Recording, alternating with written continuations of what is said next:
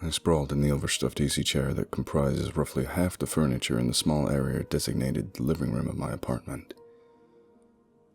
Aside from the threadbare second-hand patchwork rug covering most of the floor, the only other piece is a squat table supporting my television, which currently stares hollowly back at me through its black, empty screen.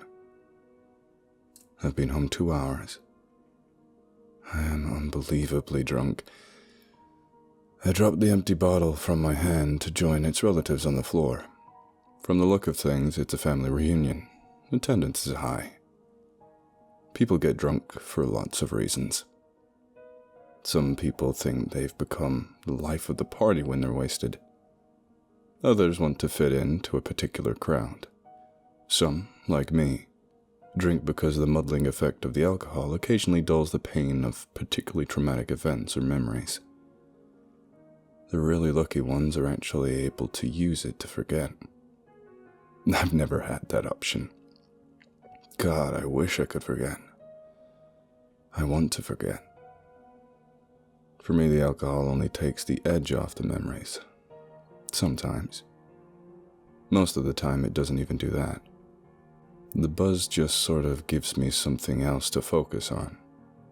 But, like tonight, if my thoughts happen to turn to that time, to that place, to that thing, I shudder involuntarily. God, so much blood, so much pain, so many screams, so many. I lurch up from the chair and run, staggering to the bathroom, flinging myself against the toilet. I barely make it before an inadvisable amount of alcohol forcibly removes itself. Twice. I stay hunched, clinging weakly to the bowl. All hail the porcelain god. Some time later, satisfied that I've finished retching for the moment, I return to the living room, stopping by the fridge to grab another beer along the way.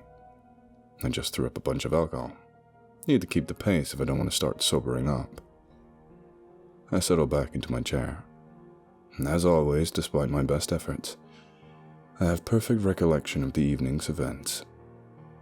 After my encounter with the unholy thing disguised as an old man on the train, I frantically searched the car for any signs that it was still there, or where it might have gone, or how it got there. I went over the length of the train car for a second time, replaying the sequence of events yet again, trying to convince myself that the whole thing was just a dream, that I'm not crazy when the Overbrook stop arrived. I picked up my valet and exited the train, the Glock still held in my right hand and concealed in my coat pocket. From that point, I think my brain shut down for a little while. I remember the walk home, but it's like looking at it through a thin film of gauze or underwater. The motion seems slower. The time takes longer. Fog still crowded around me, but I hardly noticed the lack of vision its sinuous creeping provided. I've walked the path 100 times. My legs worked on autopilot. I was about a block away from my apartment when the man spoke to me. "Hey man, that's a nice fucking coat." I turned slowly towards the voice, aware but not aware. He could feel my body move, but like a puppet on strings pulled by somebody else. I dimly comprehended the two men facing me under the muted glow of a streetlight, barely more than boys, really. In a different world, I might have taught them history. God knows what circumstances forced them outside on a night like this. Doesn't really matter. One stood about 6'2", the other a bit shorter, each dressed in the current urban fashion, their clothes loose and baggy. Both had bloodshot, sick-looking eyes, and builds entirely too skinny and emaciated. The small part of my mind that still acknowledged my surroundings registered that these two were extremely dangerous. "You fucking stupid or something, man?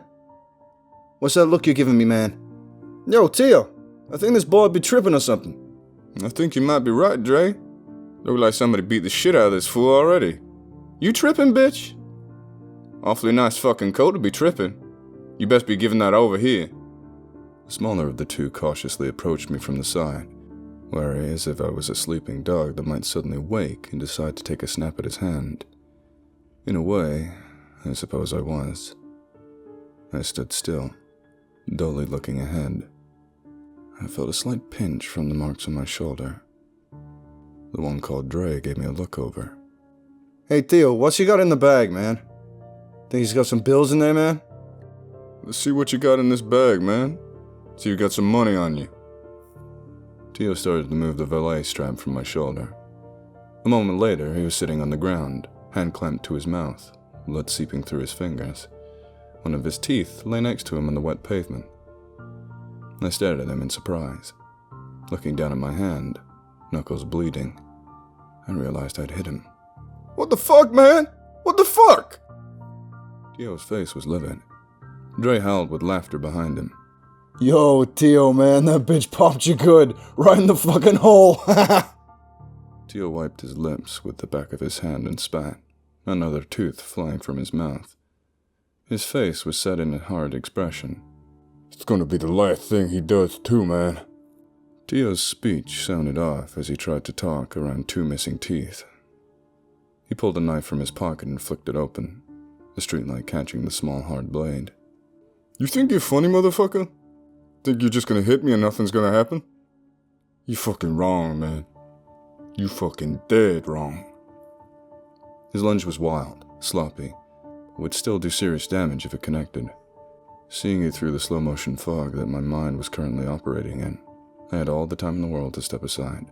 Catching the arm that was holding the knife and tightly gripping his wrist in my right hand, I drew my left back and drove my palm against his elbow, hard, simultaneously jerking his wrist towards me. With a sickening snap, Tio's arm bent the wrong way against the joint. The knife clattering to the ground, he screamed. Oh, my fucking arm, man! This motherfucker broke my arm! I let him go as he crumpled to the ground, curling into a fetal position. He cried, cradling his broken arm. Oh my god, it hurts, man. God, oh god. Theo! Dre's expression was one of open shock.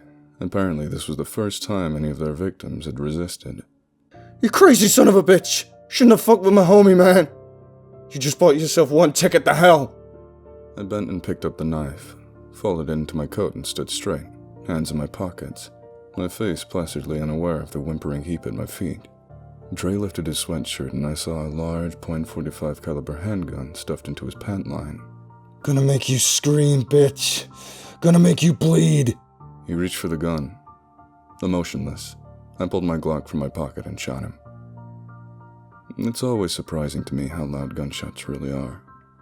In shootouts on television, the characters have lengthy conversations punctuated by witty quips whilst firing gigantic machine guns, explosions going off all around them. In real life, a gunshot is an incredibly loud, harsh thing.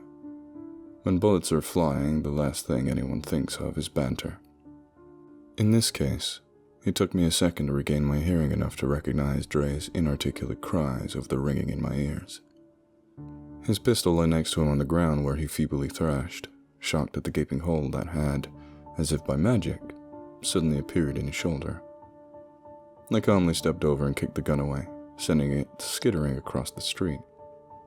I stood over the wounded man, frowning. Just because things didn't work out for them tonight doesn't mean a thing. Next time it might be somebody else they try to mug. Next time it might be Billy Parr. A bright flash of rage flared up inside me. It must have shone in my eyes. Dre's cries quieted to soft, helpless whimpers. I pressed the barrel of my Glock against his cheek and roughly gripped his shoulder, painfully hauling him to a standing position. I should kill him. It would be easy and justified as self-defense. Already tonight I've seen there are monsters in this world I'm powerless to do anything about. I should take care of the ones I can. Dre's eyes went wild. He began pleading. Please, man. Don't kill me, man. We weren't gonna do nothing. Please, man. I'm sorry. I'm so sorry. Please. Oh, God, don't kill me. He started to cry uncontrollably, the harsh metal of the barrel still digging into the side of his face. I smelled as his bowels emptied themselves. Tio suddenly watched from where he lay terrified on the ground, his broken arm bent unnaturally, Fear plastered across his bleeding face. My finger tightened on the trigger. Suddenly, a sharp flare of pain emanated from my shoulder, wiping away the fog that had been clouding my mind. As if a veil was lifted. For the first time, I observed the situation with perfect clarity. I saw the hurt, frightened boy in my grasp, his hysterical breaths coming in short gasps. I saw myself as I must look to them. A wrecked, half-crazed madman with a gun. My God, what am I doing? Dre grimaced as I dug my thumb into the bullet hole and leaned in close, talking low into his ear. You and your friend get to the hospital. Stay out of my neighborhood. If I see you again, you'll consider this night a pleasant memory. I let him go and he bonelessly fell to the ground with a cry of pain. Tio managed to get enough control of himself to help Dre to his feet. I numbly watched the two of them stumble blindly into the fog in the general direction of the hospital, horrified at what I had almost done. I looked down at the gun still gripped in my hand and shuddered. I flipped the safety back on and reholstered the weapon, picked up the single piece of expanded brass from the pavement and put it in my pocket. The rest of the walk home was uneventful. I took my time, knowing the frequency of gunshots and gang violence in the neighborhood would not hurry the police presence. I couldn't stop shaking.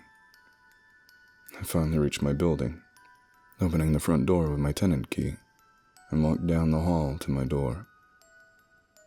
Moving like an automaton, I unlocked the 3 deadbolts in succession, heaved open my slab of a door, stepping inside and disarmed the security system.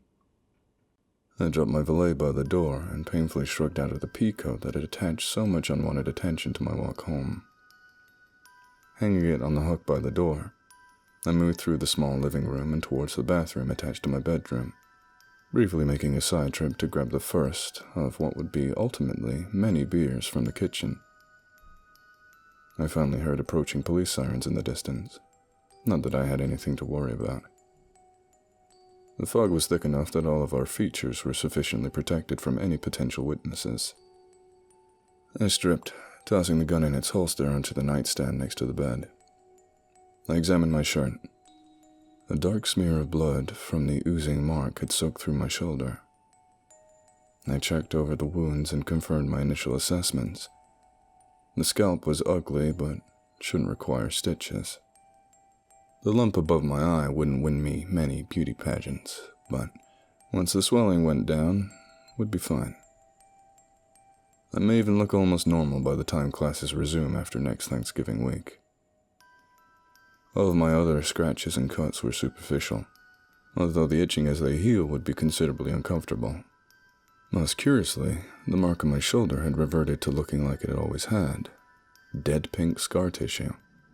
Without the stain on my shirt as a testimony, I would have been inclined to believe that I had imagined it bleeding earlier.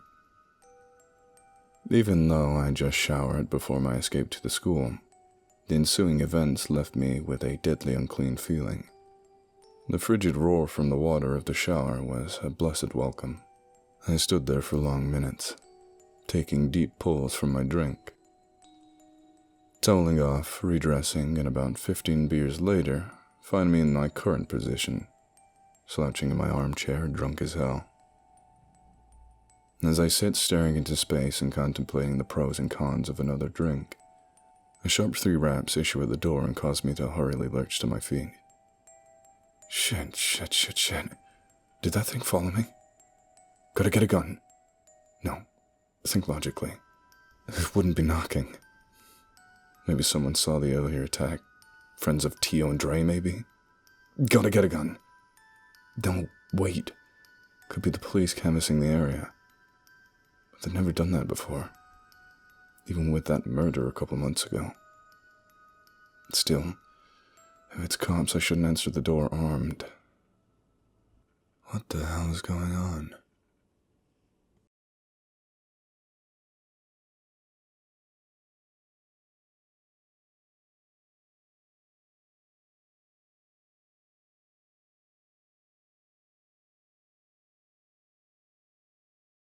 If you like this video, please consider subscribing. And if you're an animal lover like me, please consider donating to the World Land Trust, a charity that aims to help wildlife through buying land, preventing development, and helping endangered species.